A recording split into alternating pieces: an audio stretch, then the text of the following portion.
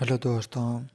आज पढ़ेंगे हम रा- वर्धमान महाविद्यालय खुदा विश्वविद्यालय कोटा एग्ज़ाम के इम्पोर्टेंट क्वेश्चन पढ़ेंगे, जिसका आज है राजस्थान इतिहास प्रारंभ से 1956 तक। पेपर कोड है HI 02 है, जिसके इम्पोर्टेंट क्वेश्चन पढ़ेंगे। यह सेकेंड क्लास है, पहली क्लास हम ले चुके हैं, अब दूसरी क्लास है। इसमें इम्पोर्टेंट क्वेश्चन पढ़ेंगे, दीर्घात्मक क्वेश्चन पढ़ेंगे इसमें, और कुछ छोटा क्वेश्चन भी पढ़ेंगे।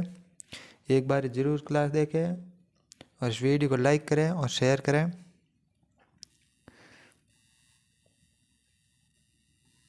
इस क्लास का पहला क्वेश्चन है, कालीबंगा की खोज किसने की, अथवा कालीबंगा का उत्खनन किस निर्देशन में प्रारंभ हुआ, अथवा कालीबंगा का प्रथम उत्खनन कार्य किसने किया, अथवा कालीबंगा उत्खनन का प्रारंभ 1960-61 में किस निर्देशन में हुआ।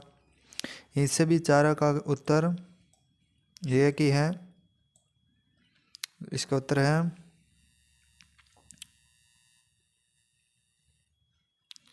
कालीबंगा सर्वप्रथम खोज अलमानंद घोष ने 1952 में की थी। 1960-61 ईस्वी में भारतीय पुरातत्व सर्वेक्षण विभाग ने बीबी लाल एवं BK थापड़ के निर्देशन में कालीबंगा प्रथम का उत्खनन कार्य प्रारंभ हुआ। अगला क्वेश्चन है, प्रथम बेराट के बारे में आप क्या जानते हैं, अथवा बेराट संस्कृति की दो विशेषता लिखिए। कौन कौन सी दो विशेषता हैं। इसका उत्तर है उत्तर पूर्वी राजस्थान में जयपुर जिला का विराट नगर या बेरहाट प्राचीन काल में मत्स्य जनपद कहलाता है। प्रास्ताविक दृष्टि से यह क्षेत्र महत्वपूर्ण सिद्ध हुआ है कि बेरहाट के लोग लघु पाषाण उपकरणों का कलात्मक रेखांकन का कार्य जानते हैं। वे मर्त मांडों का निर्माण भी चाक कर करने लगे थे। उत्खनन कार्य में मौर्यकालीन बौद्ध मंदिर, स्तूप एवं बौद्ध विहार का अवशेष प्राप्त हुए हैं। बेराट से प्राप्त ईंटों का आकार एवं बनावट मोहनजोदड़ो से मिली ईंटों के समान है, जहां चांदी की 36 मुद्राएं प्राप्त हुई हैं, जिनमें पंचमार्क इंडो ग्रीक मुद्राएं हैं।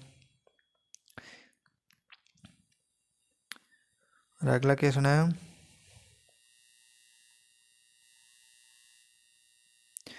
आहड़ क्वेश्चन है, आहड़ संस्कृति के 4 स्थलों का नाम बताइए। कौन कौन 4 स्थल हैं। तो उत्तर है, राजस्थान में आहड़ संस्कृति के 4 प्रमुख पुरस्थल निम्नलिखित है। एक तो आहड़ उदयपुर है, गिलूखंड उदयपुर, बालाथल उदयपुर, जोइयाना भीलवाड़ा है। और अगला क्वेश्चन है, कालीबंगा संस्कृति की प्रमुख विशेषता बताइए। कालीबंगा संस्कृति की प्रमुख विशेषता कौन कौन सी थी, अथवा कालीबंगा का उत्खनन पर संस्कृति टिप्पणी लिखिए, अथवा राजस्थान के प्रारंभिक इतिहास के विषय में कालीबंगा की क्या जानकारी प्राप्त होती है, अथवा हिंदू सरस्वती सभ्यता के व्यापक प्रदेशीय में कालीबंगा का महत्व और परीक्षण कीजिए। चारों का आंसर एक भी है। आपको यह चारों में से एक भी क्वेश्चन पूछे तो आप इसका उत्तर यही लिखेंगे। उत्तर है कालीबंगा सभ्यता का परिचय है। कालीबंगा प्राचीन सरस्वती नदी के बाएं तट पर जिला मुख्यालय हनुमानगढ़ से लगभग 25 किलोमीटर दक्षिण में है। यह सुनियोजित नगर प्रबंधन, सुदृढ़ सुरक्षा, प्राचीन विकसित जल निकाय व्यवस्था, दीर्घकालीन जल संरक्षण या संवर्धन व्यवस्था, लिपि, मुद्रा, बाट, माप एवं विशेष प्रकार की मिट्टी के पात्र हड़प्पा सभ्यता के लोग अन्य संस्कृति से अलग पहचान देते हैं। कालीबंगा में पूर्व हड़प्पाकालीन या उत्तर हड़प्पाकालीन सभ्यता अवशेष प्राप्त होते हैं। वर्तमान में यहाँ घग्गर नदी बहती है। खुदाई के दौरान मिली काली चूड़ियों के टुकड़े इस स्थान को कालीबंगा कहा जाता है। खुदाई के दौरान मिली काली चूड़ी के टुकड़ों के कारण इस स्थान को कालीबंगा कहा जाता है।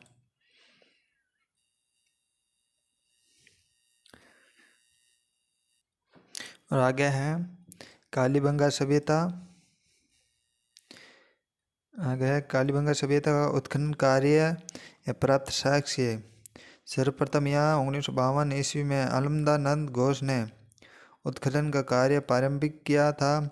1960-61 में भारतीय पुरातत्व सर्वेक्षण विभाग के बीबी लाल बी के थापड़ के निर्देशन में कालीबंगा का उत्खनन प्रारंभ हुआ। कालीबंगा के यह 3 टीले आसपास की भूमि से लगभग 12 फीट ऊंचे तथा आधे किलोमीटर तक विस्तृत थे। इस उत्खनन कार्य से यह स्पष्ट हुआ कि इन टीलों में केवल हड़प्पा युगीन सभ्यता के ही अवशेष नहीं दबे बल्कि उसके पहले की सभ्यता के अवशेष हैं। हड़प्पा सभ्यता से पहले की सभ्यता विद्वानों के पाक हड़प्पा सभ्यता के संबोधित किया। कालीबंगा में मुख्य 2 टीले हैं। प्रथम पश्चिमी टीला जो अपेक्षाकृत छोटा लेकिन ऊंचा है। द्वितीय पूर्वी टीला जो अपेक्षाकृत नीचा कम ऊंचाई तथा विशाल क्षेत्र में फैला हुआ है। पश्चिमी टीले को जड़ी क्षेत्र पूरे टीले को नगरीय क्षेत्र कहा जाता है।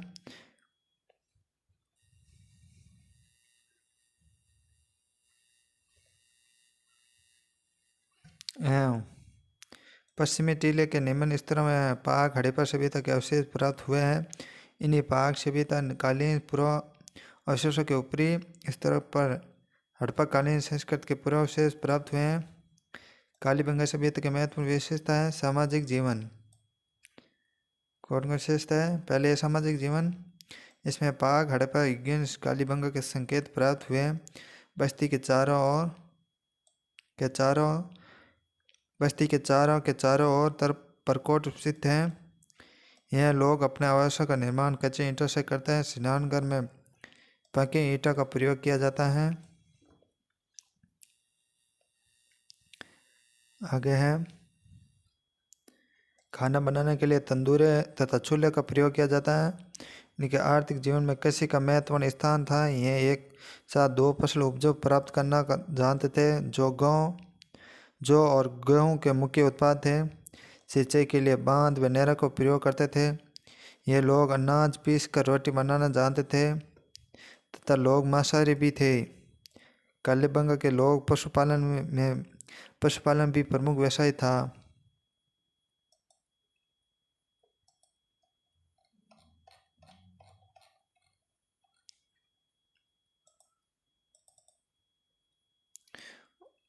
और आगे हैं आन और पाक हड़प्पा कालीबंगा निवासी सौंदर्य प्रिय थे। गले में माणिकों की माला धारण करते थे।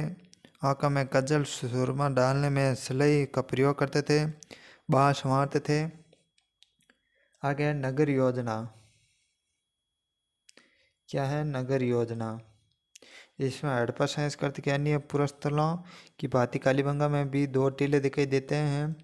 पश्चिम में ऊंचा छोटा टीला, पूर्व में अपेक्षाकृत कम ऊंचा बड़ा टीला। छोटे टीले को गड्डी क्षेत्र कहा जाता है तो बड़े टीले को नगरीय क्षेत्र। इन्हीं दोनों के अलग अलग प्रकोष्ठे को शीर्षित किया गया है। यह प्रकोष्ठों की दीवार 900 मीटर मोटी होती थी।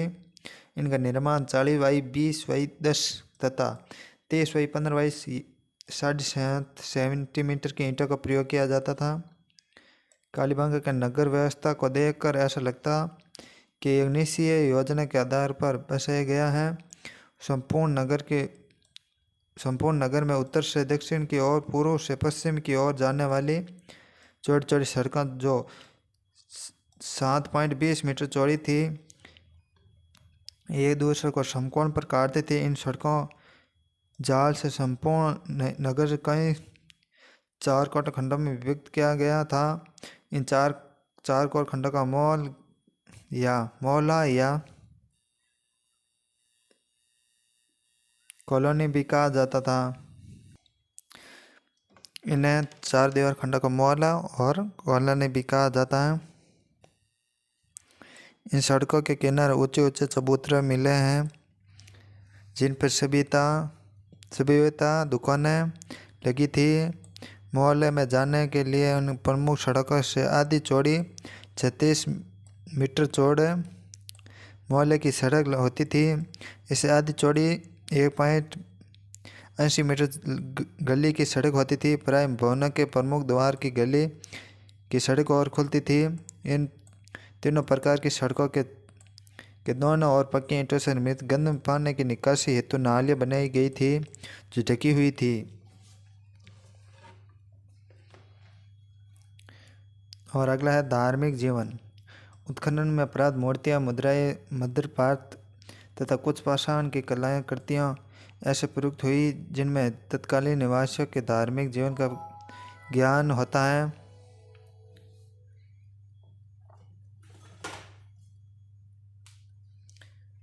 और कालीबंगा की गद्दी के क्षेत्र में कच्चे ईंटों का चबूतरा पर 7 आयताकार अग्नि वेदिकाएं प्राप्त हुई थी। इनमें कुछ जले हुए अन्न के दाने तथा कोयले भी प्राप्त हुए। इनको देखकर यह अनुमान लगाया गया जा सकता है कि किसी न किसी प्रकार के धार्मिक अनुष्ठान का अंग थी। इस प्रकार की अग्नि वेदिका तत्कालीन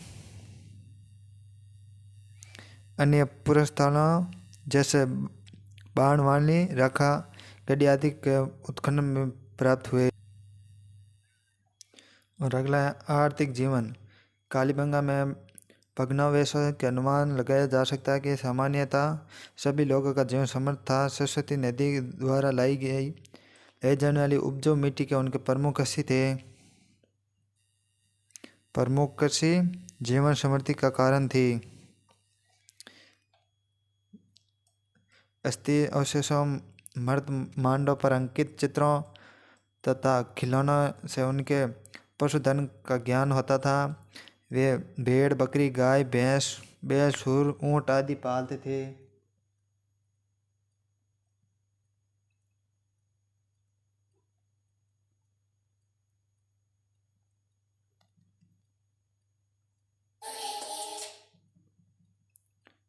और हड़प्पा संस्कृति के नगरों की समृद्धि का मुख्य स्रोत उस समय के उन्नत व्यापार व वाणिज्य था। यह व्यापार एवं वाणिज्य देश के अन्य क्षेत्रों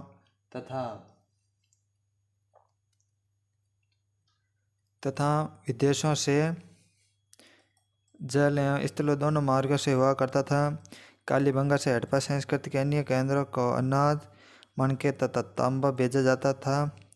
कालीबंगा के तांबा संभवतः गणेश्वर क्षेत्र सिक्के जुनून से प्राप्त होता था। तांबा का प्रयोग अस्त्र शस्त्र तथा दैनिक जीवन में प्रयोग आने वाला उपकरण, बर्तन, आभूषण बनाने में होता था। सोना, चांदी, अर्ध बहुमूल्य पशुत शंख आदि के आभूषण का निर्माण किया जाता। स्त्रियां कानों में कर्णफूल, बालियां पहनती थी। ये शो के साथ ताम्र दर्पण कान के पास कुंडली भी मिलता था। अस्पष्ट ये कालीबंगा का निवासी प्रसाधन प्रेमी थे। और आगे हैं नेक्स्ट मुद्राएं। क्या है? मुद्राएं। कालीबंगा की खुदाई से अनेक मुद्राएं भी मिलती थी जो घिया, पत्थर, तांबे तथा मिट्टी से बनी होती थी। इन मुद्रा पर पशु पक्षियों के चित्र अंकित मिलते थे। मिट्टी के बर्तनों तथा मोहरों पर जो लिपि अंकित मिलती हैं वे संध्या लिपि से मिलती जुलती हैं। यह लिपि आज तक पढ़ी नहीं जा सकती हैं। यह लिपि बाएं से दाएं की ओर अंकित प्रतीत होती हैं। कला। कुछ बर्तनों पर पेड़ पौधों, पक्षियों के चित्र मिले हैं। ये लोग श्रृंगार से उपकरणों एवं आभूषण बनाते में भी निपुण थे। खुदाई में कांसे के दर्पण, हाथी के दांत, कंधे, तांबे, मूंग तथा सिपों के आभूषण, तांबे के पिन्ने आदि मिलती हैं जो यहाँ के लोग उनके उन्नत सभ्यता के प्रतीक हैं।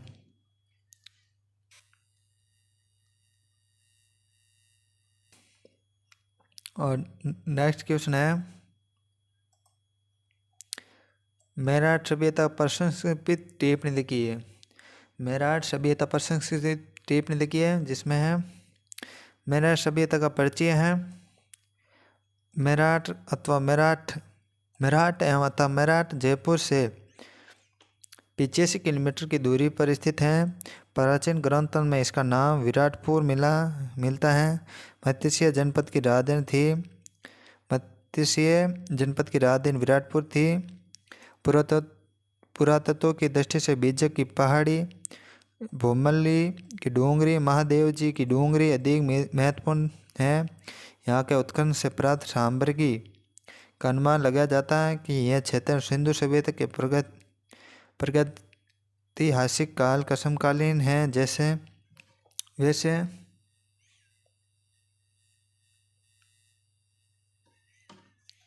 वैसे इस क्षेत्र से मौर्यकालीन अवशेष मिलते हैं। मौर्यकालीन अवशेष बीजक की पहाड़ी से प्राप्त हुए हैं। बैराट से प्राप्त ईंटों का आकार बनावट मोहनजोदड़ो से मिली ईंटों के समान है।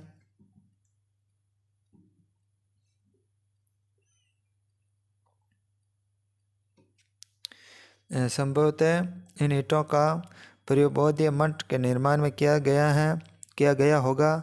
यहाँ चांदी की 36 मुद्राएं प्राप्त हुई हैं। इनमें पंचमारक इंडो ग्रीक मुद्राएं हैं। यह मुद्राएं इस बात का परिणाम है कि बैराट पर यूनानी शासकों का अधिकार हो रखा है। 16 मुद्राएं यानी राजा मिनंडर की हैं। यह मुद्राएं मठ के मठर की खुदाई एक भंडार कपड़े में बंधी हुई मिली है। पुरातत्व देवताओं के अनुसार बैराट के बौद्ध मठ से प्राप्त साम्राज्ञी 250 ईस्वी पूर्व से लेकर 50 ईस्वी तक समय की हैं। और आगे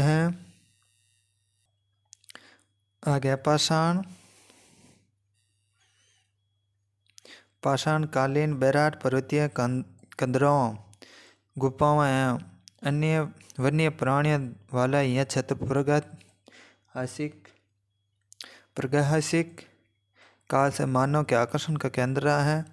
इस क्षेत्र में मानव की उपस्थिति के परिणाम पाषाण युग से ही प्राप्त होने लगे हैं। प्रागैतिहासिक काल में मानव के आसानी से उपलब्ध पाषाण लकड़ी एवं हड्डी का किसी न किसी प्रकार से उपयोग किया गया है। इस क्षेत्र में ढिंढारगिरियाँ भानगढ़ से पेबुल टूल प्राप्त हुए हैं। इन पुरापाषाण युगीन उपकरण कहा जाता है। पुरापाषाण युगीन मानव पूर्ण प्रकृति जीवित था। प्राकृतिक रूप से उपलब्ध फल फूल कंद मूल अखेड़ में मारे गए वन्य पशुओं की अपनी भूख मिटाता था। पाषाण युग की द्वितीय अवस्था मध्य पाषाण युग के उपकरण बैराट के उत्तर एवं दक्षिण दोनों भागों से प्राप्त हुए हैं।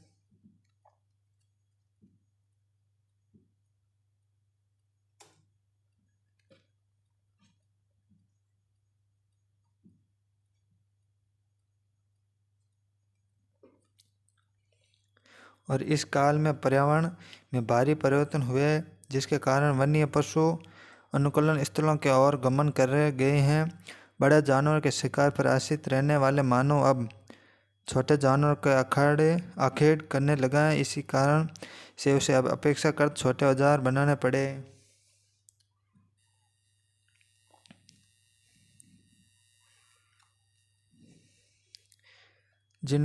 जिन्हें लघु पाषाण उपकरण कहा जाता है। इस काल में मानव पानी की झीलों के किनारे टीलों अस्थायी रूप से झोपड़ियाँ बनाकर रहने लगा था।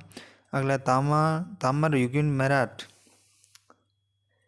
ताम्र युग मध्य पाषाण युग के पश्चात धातु इस युग पर प्रादुर्भाव से हुआ।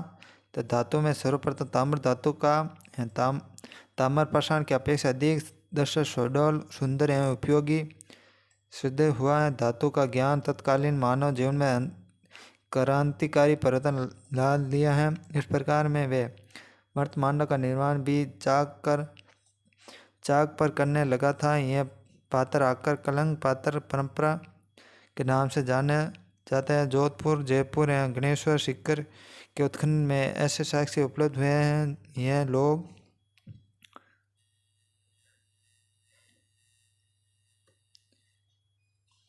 लोग ताम्र धातु की खनिज से निकलना तथा उसे उपकरणों का निर्माण करना जानते थे। इसे उनकी तत्कालीन समाज में प्रतिष्ठा स्थापित हुई। विद्वानों का अनुमान है कि इनके द्वारा प्राप्त किया गया ताम्र तथा निर्मित किए गए उपकरण तत्कालीन केंद्र को भी भेजे जाते हैं। इनके जीवन में आखेट का महत्व था। उत्खनन में अनेक परिस्थितियों के टुकड़े मिलना इसका परिणाम है। मछली पकड़ने के कांटे भी प्राप्त हुए हैं। अन्य ताम्र उपकरणों में कुल्हाड़ियाँ, चाकू, भाले, बागण, छेड़ियाँ, चूड़ियाँ, छल्ले, पिन्ने आदि प्राप्त हुए। इस क्षेत्र के ताम्र युगीन संस्कृति दक्षिणी पूर्वी राजस्थान का ताम्र संस्कृति आहड़ संस्कृति से पूर्व भिन्न है।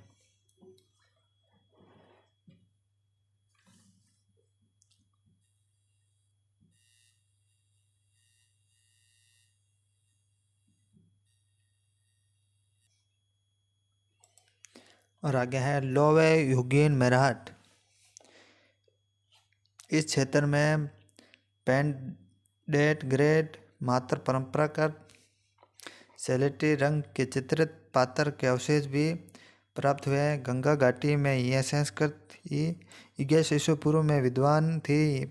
5वीं शताब्दी की ईस्वी पूर्व तक प्रचलित रही। चित्रांकन के प्रारूपों में अधिकांश ज्यामितीय आकृतियाँ जैसे आडी तिरछी रेखाएं, बिंदु, अर्धवृत्त, वृत्तों की श्रृंखला, सौतिक आदि का आंकलन प्राप्त हुआ है। पात्र प्रकारों में मुख्य कोटरे सक्तरियों प्रमुख हैं।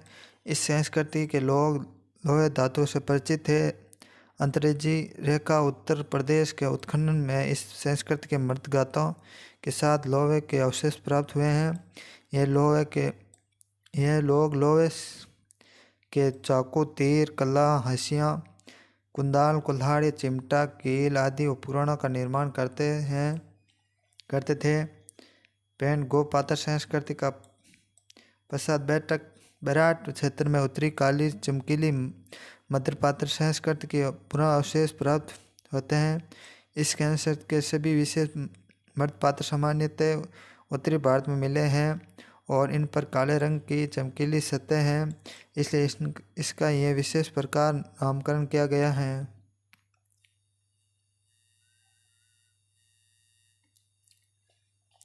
आगे मौर्य साम्राज्य कालीन मेरठ। मौर्य काल में मेरठ का विशेष महत्व था। यह मौर्य सम्राट अशोक के काल में प्रसिद्ध खंडों पर 2 शिलालेख उत्खनन कराए गए हैं। प्रथम जो बीजक की पहाड़ी पर स्थित था को 1937 ईस्वी में कैप्टन बर्ट ने खोजा तथा सुरक्षा की दृष्टि से इसे 1840 ईस्वी में कलकत्ता के संग्रहालय में ले गया है।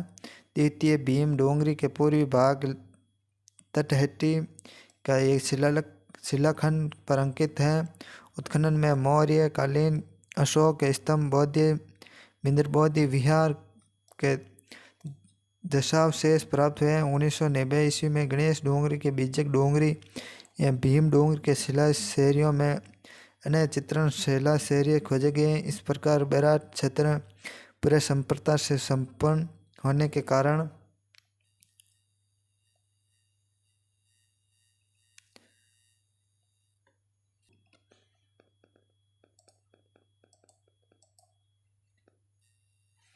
आगे पुरातत्व इतिहास के आकर्षण केंद्र रहा है। बेराट में किए गए पुरातात्विक उत्खननों में यह प्रमाणित होता है कि बौद्ध धर्मानुयायी के लिए एक महत्वपूर्ण केंद्र के रूप में प्रतिष्ठित था। मौर्य सम्राट अशोक का क्षेत्र इस विशेष पर लगाव था। परवर्ती काल में इसका ध्वंस किया गया क्योंकि स्तंभ क्षेत्र, स्तूप आदि के हजारों टुकड़े हुए। टुकड़े के प्राप्त संभवतः इसे विनाश काल में भी बौद्ध धर्मानुयायी के कूट लिपि, गुप्त लिपि का इन पहाड़ियों के शैलियों का प्रयोग किया गया है। गुप्तकालीन ब्राह्मी लिपि के इत्यादि संकलन करके लिखा जाना ही कूट लिपि का गुप्त लिपि संग लिपि है। इसका लाल रंग 200 से अधिक शिलालेखों पर विविध सतह पर आकलन हुआ है। अगला क्वेश्चन है आहड़ संस्कृति पर एक लेख लिखिए अथवा आहड़ सभ्यता पर संस्कृत टिप्पणी लिखिए। यह आहड़ संस्कृति की मुख्य विशेषता बताइए। आहड़ सामाजिक जीवन की विवेचना कीजिए अथवा आहड़ संस्कृति के आर्थिक जीवन पर प्रकाश डालिए अथवा आहड़ संस्कृति की विशेषता पर विवेचना कीजिए। सभी का उत्तर एक ही है। उत्तर है आहड़ सभ्यता का परिचय अस्तित्व उदयपुर से 3 किलोमीटर दूर 500 मीटर लंबे कुलकोट के नीचे आइट का पुराना कस्बा दबा हुआ। यहाँ के ताम्र युगीन सभ्यता प्राप्त हुए हैं। यह युगीन सभ्यता बनास नदी पर स्थित है। ताम्र सभ्यता के रूप में प्रसिद्ध यह सभ्यता आइट बेचर नदी के हैं। बेचर नदी के किनारे मजबूत हैं मौजूद थी। राजस्थान में जिस संस्कृति का उदय हुआ वह असंस्कृति बनास संस्कृति के नाम से जानी जाती है। इस संस्कृति का सर्वप्रथम ज्ञान उदयपुर नगर के पूर्व में स्थित अहाड़ नामक ग्राम से हुआ, इसलिए इसे अहाड़ संस्कृति कहा गया है।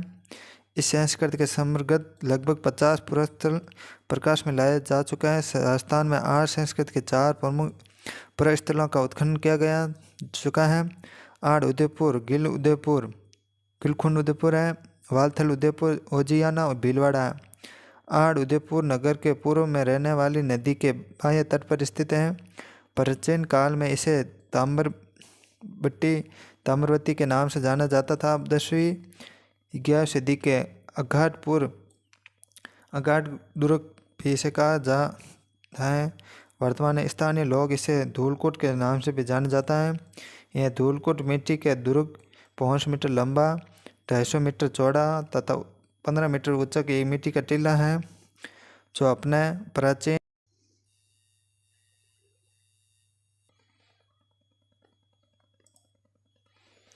आगे आठ सभ्यता का उत्खनन कार्य प्राप्त अवशेष आठ की खोज 1954-55 ईस्वी में रतन चंद्र अग्रवाल ने की।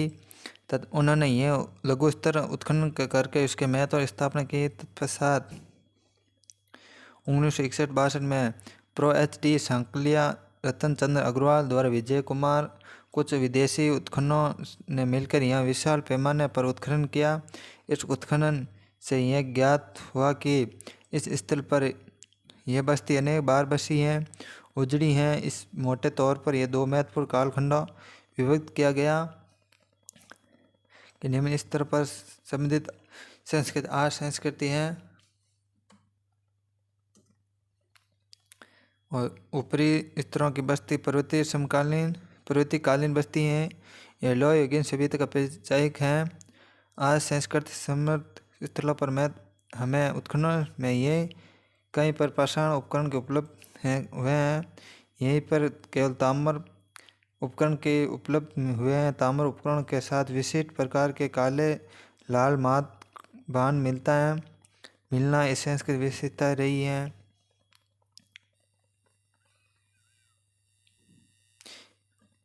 यह संस्कृति प्राय क्षेत्र प्रसिद्ध थी। उदयपुर जिले में आहट, गिलखुंड, बालाथल, दरौली, चित्तौड़गढ़ जिले में हसोनिया, भवानपुर, उमादन, नागौली, भीलवाड़ा जिले में अयोजना, दूरिया, किंगखेड़ा, उचना, दादूकोटा, इमली, बिहारी, डूंगरपुर जिले में जाडोल, बेसपुला, दिलपुरा, कारलिया आदि संस्कृति के प्रमुख स्थल हैं। इससे यह स्पष्ट हो जाता है कि संस्कृति के उदयपुर, चित्तौड़गढ़, भीलवाड़ा, डूंगरपुर जिला में विकसित हैं। आवास उत्खनन में यह स्पष्ट हुआ कि लगभग 2000 ईस्वी पूर्व में यह लोग इस स्थान पर आए थे। स्थानीय तौर पर उपलब्ध पत्थरों के नींव डालकर अपने निवास हेतु भवनों निर्माण किया। उन्होंने भवनों की दीवारें ईंटें बनाई थी। कुछ देर बांस की चटाई के दोनों ओर मिट्टी के पलस्तर कर बन गई थी। भवनों की फर्श काली चिकनी मिट्टी के कूट कर बनाई तथा छत घास फूस बांस बिल्लियों की सहायता से हल्के वजन बनाई। आवासों की छत वर्तमान की तरह दोनों ओर से ढलवा बनाई जाती थी। छत को बीच में से ऊंचा करके मकानों के लिए मध्य लकड़ी का आधार स्तंभों का प्रयोग किया गया। फर्श में इन स्तंभों को गाढ़े के अवशेष उपलब्ध हुए। आवास प्रांत लंबे चौड़े होते थे। उत्खनन में 30 बाई 15 75 फुट लंबे आवास भावनावेश प्राप्त हुए। के बीच में बांस की चटाई की निर्मित दीवारें खड़ी करके अनेक खंडों में बांट दिया जाता है। एक तरफ से खंड का रसोई के रूप में प्रयोग किया जाता था। रसोई में एक सदी चूल्हे के साथ प्राप्त हुआ जिस पर गारे का लेप किया जाता है। खान पान, रसोई घर के आसपास सिलबट्टे प्राप्त हुए जिनमें एक सिल का माप 4 बाई 3 फुट के अनेक पुरुषों के स्थिति के अवशेष उपलब्ध हुए हैं। ये लोग गेहूँ, जवां, चावल खाद्यान्नों के रूप में प्रयोग करते हैं। मछली, केंचुआ, भेड़, बकरी, भैंसा, मुर्गी, हिरण, सुअर आदि जानवरों का मांस भी खाता है।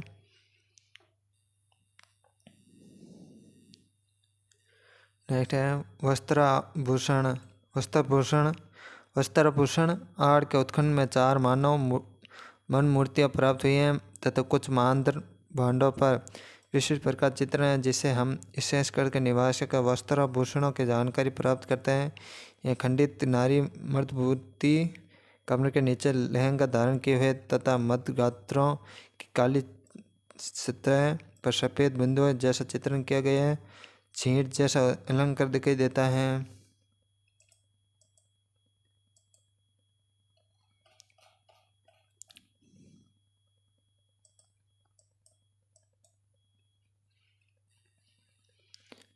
आभूषणों में मणकों का सर्वाधिक उपयोग होता है। कुछ अस्थि में बने मणके भी प्राप्त होते हैं। मिट्टी के बने लंबे गोले कणाभूषण चूड़े भी प्राप्त हैं। मणकों के लाल माला हार करधनी का निर्माण किया जाता है। हाथ पैरों में कड़े, चूड़ियाँ, छल्ले धारण करते हैं। बालों में पिन तथा कानों में कर्णभूषण हैं। अगला मनोरंजन। आमोद प्रमोद के लिए इस संस्कृत के लोगों के जीवन में अखोट का महत्व था। वन्य क्षेत्रों में वन्य जीवों का अखोट एक और यहाँ प्रिय मनोरंजन क्रम तथा दूसरी ओर इससे खाद्य सामग्री की उपलब्धता भी हो जाती है। इस तरह मछली पकाना भी दोनों उद्देश्य की पूर्ति का साधन था। बच्चों के लिए खिलौनों का महत्व। उत्खनन में हाथी, घोड़े, बैल गाड़ी के पहियों मर्द मूर्ति प्राप्त हुए हैं। नेक्स्ट है आर्थिक जीवन। निवासी के आर्थिक जीवन में कृषि, पशुपालन, ताम्र उद्योग का मातरण, व्यापार, वाणिज्य आदि सभी साधनों का महत्व था। ये लोग कृषि में गेहूँ, जवार एवं चावल की खेती करते थे। कृषि उपकरण, ताम्र, कुल्हाड़ियाँ उपलब्ध हुई। पशुओं में गाय, भैंस, बैल, बकरी पाली जाती थी। ये लोग हाथी, घोड़े से परिचित थे। इनके आर्थिक जीवन में ताम्र उद्योग मातृ का विशेष महत्व रहा होगा, लेकिन उद्योग धंधे में इनके समुदाय के लिए थे। और आगे हैं 6 नंबर मंदिर भांड उद्योग। प्राचीन में धातुओं की अनुपस्थिति के दैनिक जीवन में उपयोग मिट्टी के बर्तनों का बहु या तत्व के उपयोग होता है। आर्ट संस्कृति के प्रमुख पात्र काले लाल रंग के होते थे। यह उल्टी तरपाई विधि के पकाए जाने के परिणाम स्वरूप इस प्रकार के विशेष रंग से बने जाते हैं कि इस विधि को विज्ञान की भाषा में पचयन की स्थिति में जलन और ऑक्सीजनीकरण की स्थिति में जलन कहा जाता है। इन मध्य पात्रों के सफ़ेद वर्ण के छोटी छोटी बिंदुओं द्वारा त्रिभुज, दृष्टिकोण, वक्र रेखाएं, जालक, घासनुमा आकृति का अंकन किया जाता है। इन मुद्रा गाथों के साथ गहरे लाल रंग माद्रबांड भी प्राप्त हुए हैं।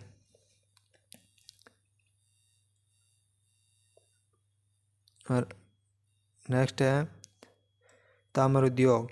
आर्य संस्कृत के निवासी ताम्र उपकरणों का निर्माण करना भली भांति जानते थे। आर्य संस्कृति गंगा घाटी की ताम्र निधि संस्कृति आंतरिक आर्य संस्कृत पूर्व स्थलों से ये सर्वाधिक ताम्र उपकरण प्राप्त हुए हैं। आर्य क्षेत्र में लगभग 40 खदाना हैं जहाँ वर्तमान में भी खुदाई करके ताम्र खनिज निकाला जाता है। आर्य निवासी को ताम्र धातु सहज उपलब्ध थी, इसी कारण यह उन्हें लघु पाषाण उपकरण की आवश्यकता भी नहीं हुई। जबकि इस संस्कृत का पूरा स्थल गिलुखंड से लघु पाषाण उपकरण की उपलब्ध हुई। उत्खनन में तांबे की कुल्हाड़ियाँ, छल्ले, चूड़ियाँ, सिलाइयाँ प्राप्त हुई। कुल्हाड़ियाँ आयताकार सपाट जिनका धारयुक्त भाग अर्ध चंद्राकार हैं उसका प्राप्त हुए। और ऐसे वीडियो देखने के लिए हमारा यूट्यूब चैनल बालाजी क्लासेस बिरी को सब्सक्राइब कर लें और इस वीडियो को लाइक करें, शेयर करें और कमेंट करें नेक्स्ट क्लास के लिए। ये सेकंड क्लास है, फर्स्ट क्लास भी देखें। इसको देखकर आप 100% पास हो जाएंगे। और हमारा टेलीग्राम ग्रुप ज्वाइन कर ले, वहाँ पर PDF उपलब्ध होता है। हमारा टेलीग्राम ग्रुप है बालाजी क्लासेस फ्री, जिसके हम लिंक डिस्क्रिप्शन में दे देंगे और कमेंट में भी पिन कर देंगे।